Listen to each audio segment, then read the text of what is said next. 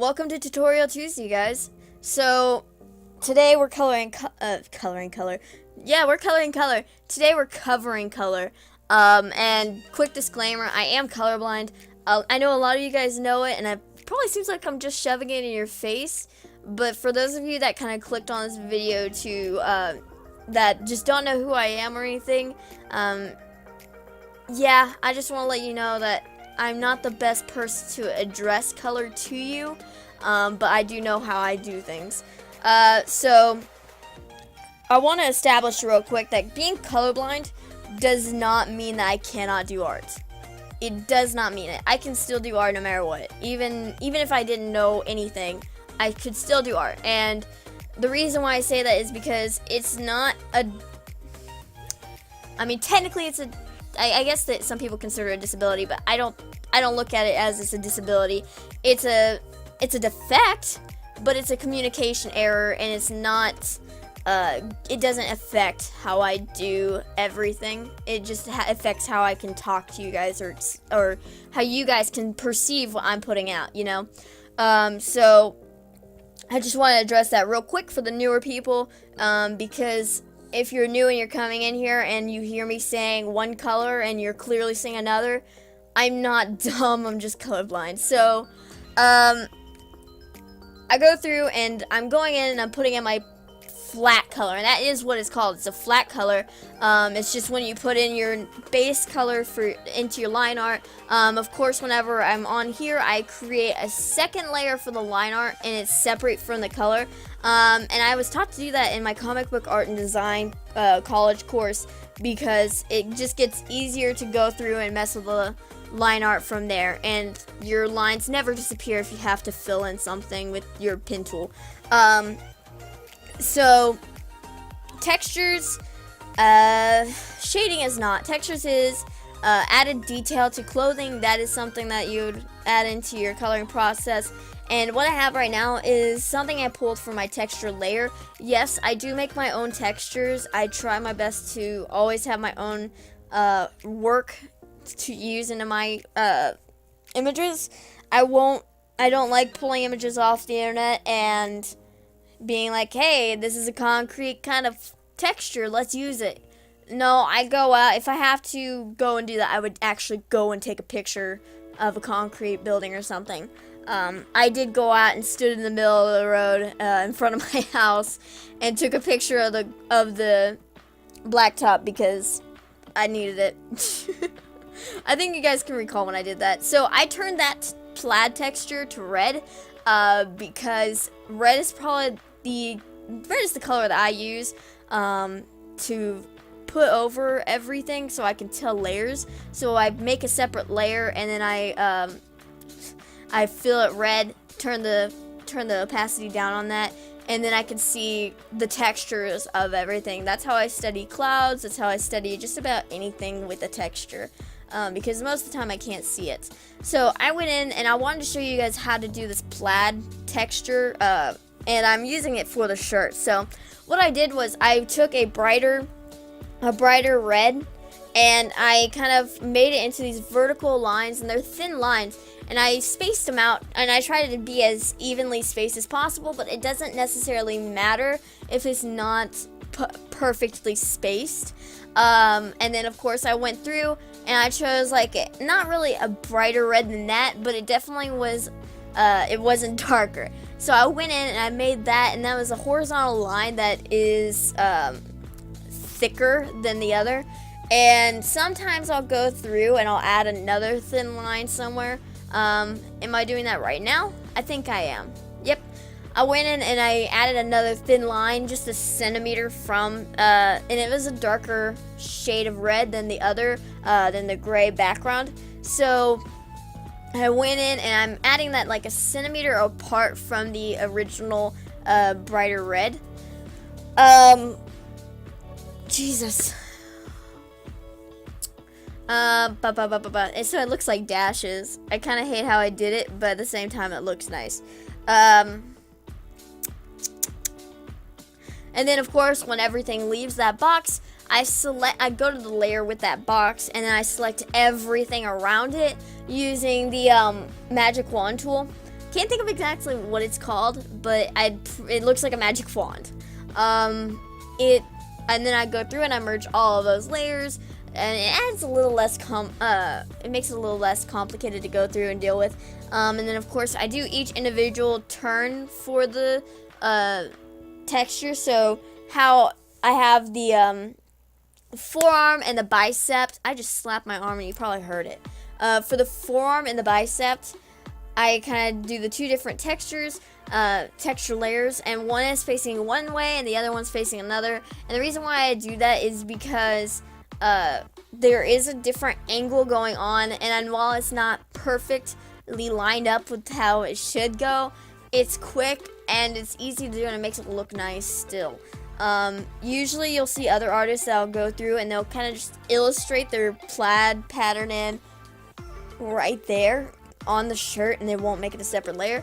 However, I prefer to have it as a separate layer, so that way it's easier for me later on in time if I ever need that texture again. And that's what I do with all of my patterns and textures. I try to go through and I put them on a separate layer, and I save them and put them on a texture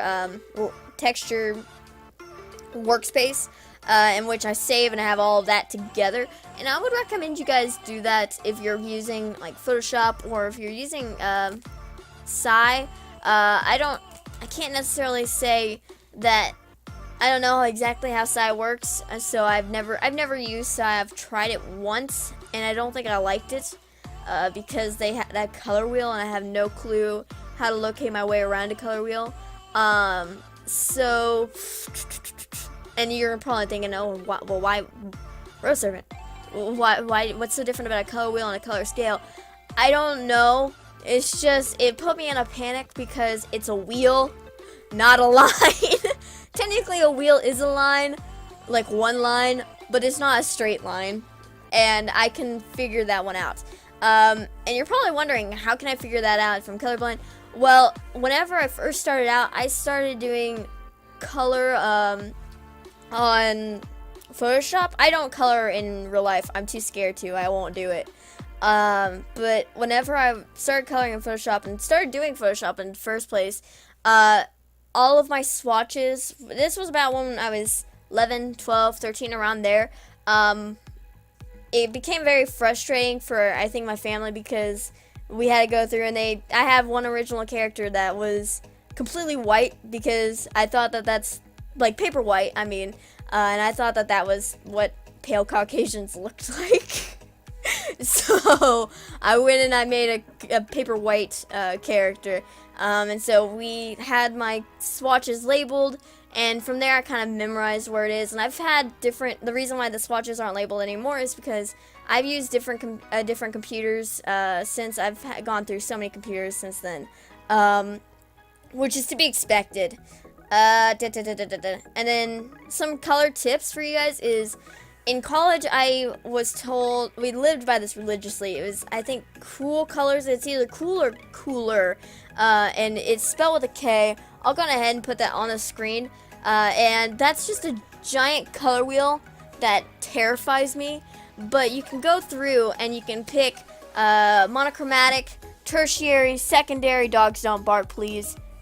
Tertiary, secondary, and then there's a whole bunch of other lists, and it gives you the code for it, so you can plug it in to your color scale and locate your color and just apply it where you want.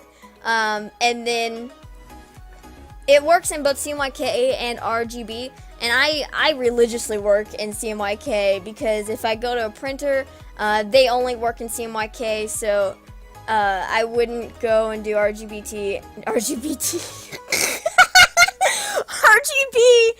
and go to a printer, because they won't do it. It won't work right. It won't look right. And I learned that one in college because I didn't get to take the printmaking class where I got to print my own stuff.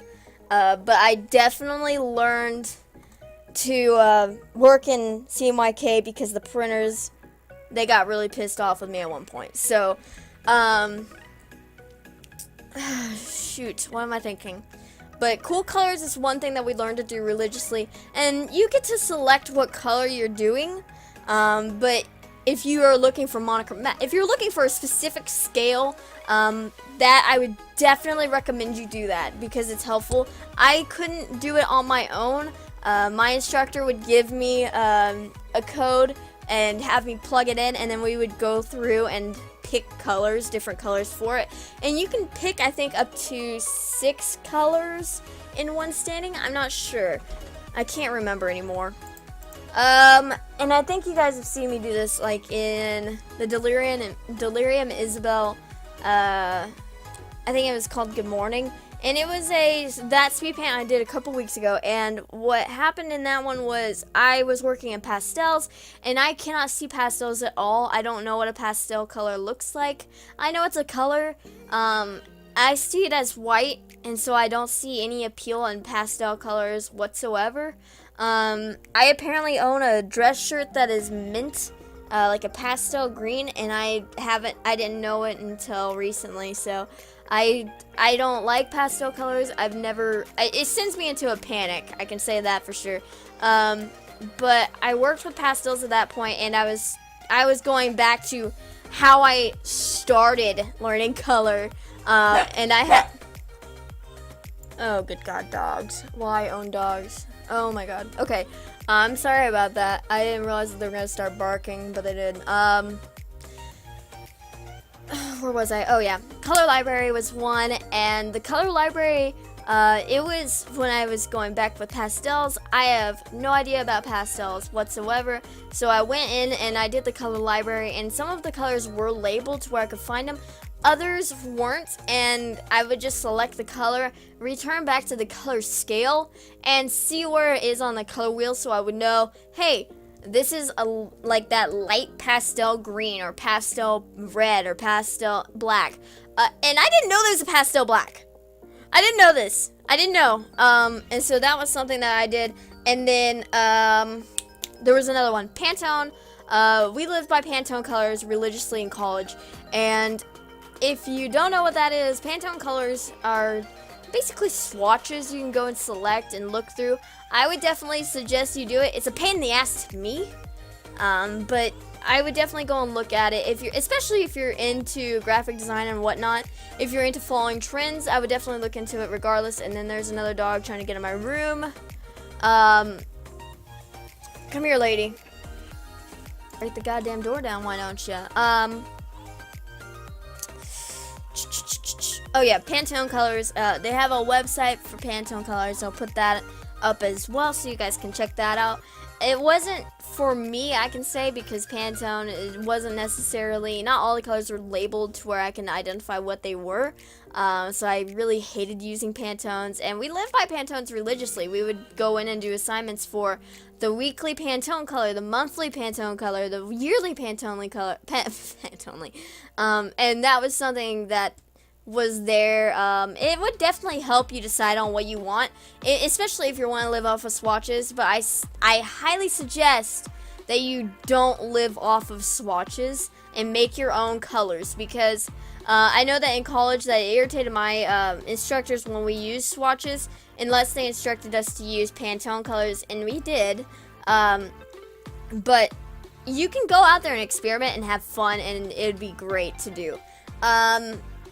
I add in all my fine detail in the color section, so I have my eyes, lines I apply, and so I'm actually starting on eyes right now. So I selected with the magic wand tool the eyes, and whenever I have the normal base for the eye, surprisingly it's not white. I don't know if it's white for you guys too, but it's actually a light blue, and the reason why I say that is because it's a gel. Your eye's kind of like a gel kind of deal. So I was told shade with blue, so I never have a white eyes for the base. And then whenever I go in and I do the irises, I use my mouse because Wacom is apply pressure, and I guess you never can apply enough pressure, and I use the pin tool, and I just mark my eyes there, while it's selected. And when I get that done, I go through and I shade it. I do 2 shades and 2 tints. The shades are up near the eyelids, and the tints are down below. And it's basically 1 shade darker, 2 shades darker, and then below it's 1 shade lighter, 2 shades lighter. and that's just along the very rim for the second shade, the second tint. And then of course, you guys have seen me do the completely random color at the pupil and at the just like that weird lighting that's kind of an arch at the eye. The reason why I do that, and there is a reason, is because it kind of adds personality. So if I feel like the personality is such and such color, it's that. Or if I don't dress the character in a specific way, but I know that character has this color, I would definitely add that in. Like I think for the Vanoss character, for the monster kind of figure, I know his eyes are brown, so I go through and I do that brown for the base color, and I think I go in and I add the gold. And I don't know why I do that anymore, but then I just add the gold. It looks nice. And then of course with Louis, I go and I add the red. And I think that's because of the color of the clothing that I do it. But then again, I have my persona, which I do white, and I hate white. The reason why I do white is kind of to signify that I am colorblind. Not necessarily blind, but colorblind, and it's there just to identify a personality or a trait that I have or the character has, and that's why I do it essentially. Not to mention it looks great. Just saying. Hair is another thing. If your character has shaven hair, it's like a lighter color from what you originally have. I know that with the blonde, I definitely did a darker white than what he has on the top of his head, and it's because I didn't want him to look washed out. So with blonde hair, I do a darker color. With brown hair and red hair, I do a lighter color because it doesn't look as washed out. So I think that's probably the best tip I can give you on that. Again, I do make my own textures. I think I got really lazy and I didn't want to. Never mind, I'm going through and I'm fixing it. But sometimes, like, if I really feel like it, I'll go through and I'll add lines to jeans. And the reason why I did it this time is because I just want to add texture and kind of go over texture a little bit longer. So now what you guys know, you can do whatever you want initially, and you can add whatever texture you want. You can create your own textures, and it's super easy to do. It's really, really easy to do. But yeah, I'd like to think that this is about it, guys.